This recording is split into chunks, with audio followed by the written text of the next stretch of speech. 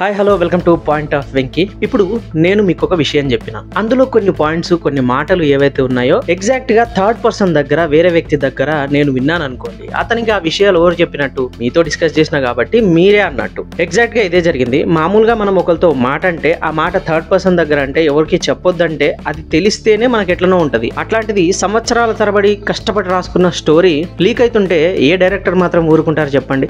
Exact గా ఇదే జరిగింది సందీప్ రెడ్డి దర్శకత్వం వహిస్తున్న, ప్రభాస్ హీరోగా నటిస్తున్న చిత్రం స్పిరిట్ విషయంలో.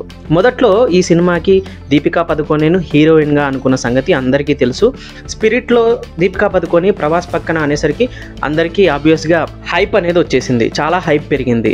అయితే మొదట్లో సందీప్ రెడ్డి వంగ దీపికా పదుకొనెకి స్పిరిట్ కథలో ఆమె క్యారెక్టర్ ఎలా ఉండబోతోంది, యాక్చువల్ గా స్టోరీ ఎలా ఉండబోతోంది అనే విషయాలు చెప్పినట్టు తెలుస్తుంది. అయితే కథ మొత్తం విన్న దీపికా పదుకొనె నాకు చాలా బాగా నచ్చింది, స్టోరీ అంతా సూపర్ ఉన్నది, ఇది పక్కా బ్లాక్ బస్టరు అని చెప్పేసిందంట, చేస్తున్నానని చెప్పేసిందంట.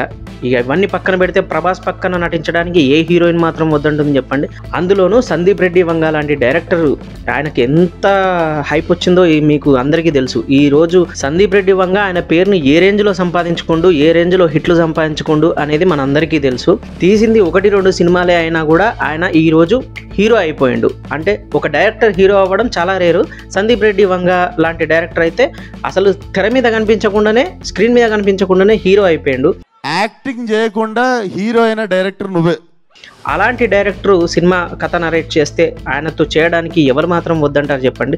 ఆయనతో సినిమా చేయడం అనేది ఒక లైఫ్ టైం అచీవ్మెంట్ అన్నట్టు, ఇక ఎప్పటికీ నిల్చుండిపోయే సినిమా అవుతుంది, అది అందరికీ తెలిసిన విషయమే. అయితే స్టోరీ నరేట్ చేసిన తర్వాత దీపికా పదుకొనె ఏమన్నదట అంటే ఒక 3-4 కండిషన్లు పెట్టిందంట. ఏంటంటే నాకు రెమ్యూనరేషన్ 20-30 కోట్ల వరకు కావాలని, అలాగే నాతో పాటు 26 మంది టీం ఉంటారు, వాళ్ళకు జీతభత్యాలు అవి శాలరీ లాంటివి కూడా మీరే చూసుకోవాలి, ప్రొడ్యూసర్ వాళ్ళే చూసుకోవాలి, అండ్ టీమ్కి ఎలాంటి డిస్టర్బెన్స్ రాకూడదు, కాస్ట్యూమ్స్ కూడా నేనే సెలెక్ట్ చేసుకుంటా, నాకు కంఫర్ట్ ఉండాలి, ఇలా రకరకాలుగా రూల్స్ చెప్పడం జరిగింది. అండ్ సందీప్ రెడ్డి వంగ పెట్టిన రూల్స్ ఏంటంటే తెలుగు నేర్చుకోవాలని చెప్పి, ఖచ్చితంగా తెలుగు రావాలి, లేదా తెలుగులోనే డైలాగ్ చెప్పాల్సి ఉంటుందని చెప్పిండంట. అలాగే ఇప్పుడు హీరోయిన్స్ అన్నాక, హీరో అన్నాక వాళ్ళ టీము అప్పుడప్పుడు సెట్లోకి రావడం కామన్. సో ఈ సెట్లోకి వచ్చే విషయంలో కూడా నాకు హీరోయిన్కి తాలూకు 10 మంది కంటే ఎక్కువ రాకూడదు, డిస్టర్బెన్స్ ఇవ్వకూడదు, అలాగే సినిమా రిలీజ్ తర్వాత వచ్చిన ప్రాఫిట్లో ఎలాంటి షేర్ అడగకూడదు అంటే దీపికా పదుకొనె షేర్ కూడా అడిగినట్టు తెలుస్తుంది. ఇవన్నీ కూడా బయట వస్తున్న రూమర్స్, పుకార్లే, ఇందులో ఎంతవరకు నిజం ఉందో తెలియదు. కానీ జరిగింది ఏంటంటే దీపికా పదుకొనె లాంటి బాలీవుడ్ టాప్ హీరోయిన్ ని పక్కకు పెట్టి తృప్తి డిమ్రీని తీసుకోవడం సెన్సేషనల్ గా మారింది. అయితే తృప్తి డిమ్రీ యానిమల్ లో నటించిన విషయం మనందరికీ తెలుసు. అసలు ఆమె క్యారెక్టర్ కి అయితే నెక్స్ట్ లెవెల్ అప్లాజ్ వచ్చేసింది, మనందరికి కూడా చాలా నచ్చేసింది, తెర మీద చాలా బాగుంది. ఇప్పుడిప్పుడే ఎదుగుతున్న ఇలాంటి ఒక యంగ్ యాక్టర్స్ ని తీసుకోవడము బాలీవుడ్ లో చాలా మందికి పడిందో పడలేదో తెలియదు, కానీ ఆమె గురించి కొన్ని ట్రోల్స్ అయితే వచ్చినాయి, మీమ్స్, ట్రోల్స్. దీపికా పదుకొనె లాంటి టాప్ హీరోయిన్ పక్కకు పెట్టేసి యంగ్ యాక్టర్స్ని తీసుకుంటున్నారంటే ఇంకా ఓర్వలేనితనం ఉంటుంది కదండి. సో అలా ఆమె మీద ట్రోల్స్ కూడా వచ్చినాయి. దాదాపు ఆమె ఏ సినిమా చేసినా కూడా 40-50 lakhs రెమ్యూనరేషన్ తీసుకుంటున్నట్టు తెలుసు.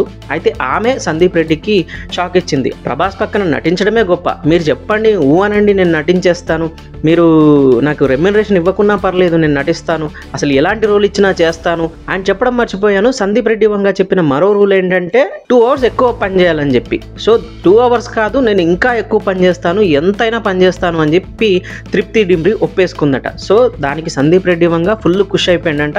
ఇక అఫీషియల్గా అనౌన్స్ చేసేసిండు, స్పిరిట్ లో నటించేది తృప్తి డిమ్రీ, నో డౌట్ అని చెప్పేసిండు. అయితే ఇక్కడ ఏం జరిగిందంటే సందీప్ రెడ్డి వంగ ఒక ట్వీట్ చేశారు. ఆ ట్వీట్ ఇప్పుడు చాలా వైరల్ అయిపోయింది. ఆ ట్వీట్ లో ఏం మెన్షన్ చేశారంటే, ఇదేనా మీ ఫెమినిజం? ఒక యాక్ట్రెస్ కి పూర్తి నమ్మకంతో డైరెక్టర్ కథ చెప్తాడు, అలా చెప్పాడంటే వాళ్ళిద్దరి మధ్య నాన్ డిస్క్లోజర్ అగ్రిమెంట్ ఉన్నట్టే.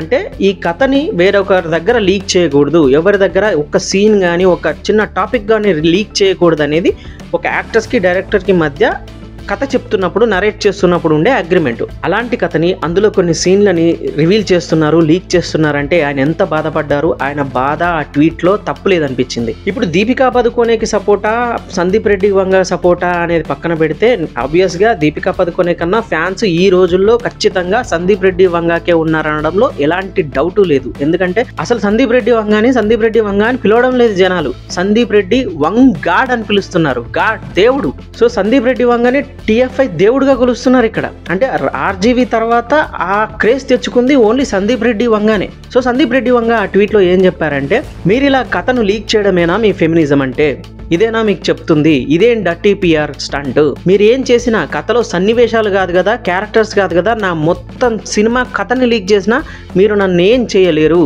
అనేది సందీప్ రెడ్డి వంగ ఇంటెన్షనల్గా ట్వీట్ చేసిన విషయం. నేను ఒక డైరెక్టర్ని, నాకు సినిమానే ప్రపంచం, సినిమా తప్ప నాకు ఇంకొక ప్రపంచం లేదు, ఇది మీకు ఎన్నటికీ అర్థం కాదు, సినిమా ఇక్కడ కాకపోతే అక్కడ తీసుకుంటా, అక్కడ కాకపోతే ఇంకొక దగ్గర తీసుకుంటా అన్న సందీప్ రెడ్డి వంగ ఇలాంటి లీక్ ఇంకెప్పుడైనా ఎక్కడైనా జరిగితే నేను ఎంత దూరమైనా వెళ్తా అనే విషయం చెప్పకనే చెప్పేసిండు.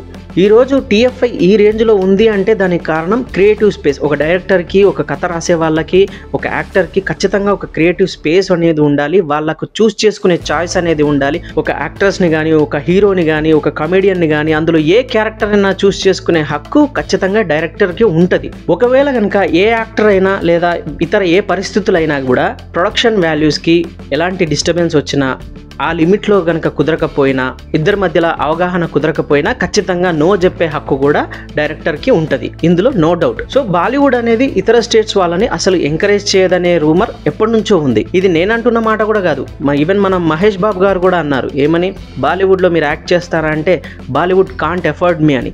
I did get a lot of offers in Hindi, but my simple thing is I don't think they can afford me in Hindi. దీని అర్థము డబ్బుల కోసం కాదు, డబ్బుల గురించి కాదు ఆయన అన్నది, వాళ్ళ మైండ్ సెట్, వాళ్ళ బిహేవియర్ కావచ్చు, వాళ్ళ ఎథికల్ వాల్యూస్ కావచ్చు, వాళ్ళకి మనకి సెట్ కాదనే ఉద్దేశంతో మహేష్ బాబు గారు ఆ మాట అన్నారు. ఒక సినిమాని ముందుకు తీసుకెళ్తున్నప్పుడు ఆ కథని, ఒక సన్నివేశాన్ని లీక్ చేశారే అనుకోండి, ఒక డైరెక్టర్ అనుకున్న విధంగా మరో డైరెక్టర్ తీయలేడు.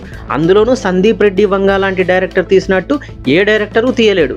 రాజమౌళి స్టైల్ రాజమౌళికి ఉంటుంది, పూరి జగన్నాథ్ స్టైల్ పూరి జగన్నాథ్కి ఉంటుంది, అలాగే సందీప్ రెడ్డి వంగ స్టైల్ సందీప్ రెడ్డి వంగదే. ఆయనకు నచ్చిన పని ఆయనకే కాదు, మనకు నచ్చిన పని మనకు నచ్చినట్టు ఎవరు చెప్పింది వినకుండా మొహం మీద మాట్లాడే వ్యక్తిత్వం గనక ఉంటే, నచ్చితే నచ్చిందని, నచ్చకపోతే నచ్చలేదని చెప్పగలిగితే ఖచ్చితంగా సందీప్ రెడ్డి వంగ ఎలాంటి హిట్లు అయితే ఇస్తున్నారో అలాంటి హిట్లే పడతాయి. Only not only cinema, real లైఫ్లో కూడా మనం అనుకుంది చేస్తేనే మనకు సక్సెస్ అనేది వస్తుంది. ఎవరో చెప్పారని కథ మార్చడం, ఎవరో చెప్పారని సీన్లు మార్చడం, ఎవరో చెప్పారని యాక్టర్స్ మార్చడం కాదు. మనకు నచ్చిందా, మనకు అందుబాటులో ఉందా. ఈవెన్ మీరు అబ్జర్వ్ చేయండి, కొంతమంది డైరెక్టర్లు కొంతమందితోనే చేస్తారు. ఎందుకంటే ఫర్ ఎగ్జాంపుల్ తేజ గారిని తీసుకోండి, తేజ గారు ఏం చెప్తారు, నేను పెద్ద హీరోలతో ఎప్పుడు సినిమాలు చేయలేదు, కండిషన్స్ ఒప్పుకోకపోవచ్చు, లేదా వాళ్ళకి నాకు సింక్ కాకపోవచ్చు, నాకు ఏంటంటే చెప్పింది వినాలి, చెప్పింది చేయాలి, పెద్ద పెద్ద హీరోలని వాళ్ళని నేను మేనేజ్ చేసుకోలేకపోవచ్చు, నేను హ్యాండిల్ చేయలేకపోవచ్చు అని స్వయంగా ఒప్పుకున్నారు ఆయన. స్టార్స్తో చేయడానికి ఓకే చెయ్యొచ్చు, కానీ కొంతమందిని హ్యాండిల్ చేయగలం, కొంతమందిని నేను హ్యాండిల్ చేయలేను, నా యాటిట్యూడ్ కొత్త. ఏదేమైనా సందీప్ రెడ్డి వంగ లాంటి డైరెక్టర్ ఆచితూచే నిర్ణయాలు తీసుకుంటారు. తృప్తి డిమ్రీని తీసుకోవడం కూడా ఆయన విజన్లో ఒక భాగమే. స్పిరిట్ అనే సినిమా పెద్ద హిట్ అవుతుందని అన్డౌటెడ్గా ఉన్నారు ఆయన. క్లియర్ గన్ షాట్ హిట్, ఇండస్ట్రీనే టీఎఫ్ఐని కాదు కదా ఓవరాల్ ఇండియానే షేక్ చేస్తున్నామన్న విధంగా ఆయన బిహేవియర్లో కనిపిస్తుంది. అండ్ మరో విషయం ఏంటంటే అది కంప్లీట్ ఏ గ్రేడ్ సినిమా, దీంట్లో వైలెన్స్ ఎక్కువగా ఉంటుంది, at the same time romance కూడా ఎక్కువగా ఉంటుందని క్లియర్గా చెప్పేశారు. స్పిరిట్ టీమ్కి ఆల్ ద బెస్ట్ చెప్తున్నా. ఈ వీడియో కనుక నచ్చినట్లయితే లైక్ చేయండి, కామెంట్ చేయండి, షేర్ చేయండి and please subscribe point of Venky.